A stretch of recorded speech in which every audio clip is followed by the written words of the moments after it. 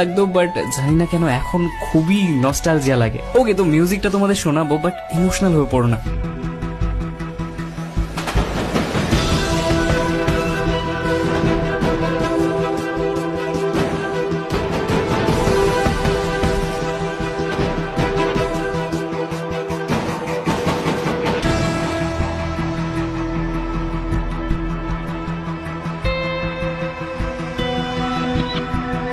জানি না কেন এই মিউজিকটা শুনলে এখনো সেই পুরোনো দিনগুলোর কথা মনে পড়ে যায়। গাইস, মনে করো সেই দিনগুলোর কথা যে সময় আমাদের শর্ট গান এবং লং গানের নলেজ ছিল না, হাতের কাছে যেইটা পাইতাম সেটাই উঠাই নিতাম। আর বাকি এমন কথা তো বাদই দিলাম, ব্যাগের মধ্যে প্রত্যেকটা গুলি কেজি কেজি ভরা থাকতো। ভাই কোনটা কখন কাজে লেগে যায় কে জানে। কোনো কোনো সময় তো দুখানাই লং গান পিঠে ঝুলায় ঘুরে বেড়াতাম। আর ভাই হেডশট কারে বলে, আমরা তো আল্ট্রা লেজেন্ড প্রো ম্যাক্স ছিলাম, বডিতে এনিমি মেরে ফেলতাম। ভাই সত্যি কি সুন্দর দিনগুলো ছিল, কিছুই জানতাম না, প্রত্যেক দিন নতুন কিছু এক্সপ্লোর করার জিনিস ছিল। সেই কিউরিওসিটি, সেই জানার আকাঙ্ক্ষা, ইচ্ছে, সেই নতুন নতুন জিনিস, সেই নতুন নতুন ইভেন্টস। সোলো ম্যাচের মধ্যেও খুবই এক্সাইটমেন্ট ছিল। বস সেই সময়কার কথা ভাবো, যে সময় আমরা র্যাঙ্ক পুশের জন্য কত কিছুই না করতাম।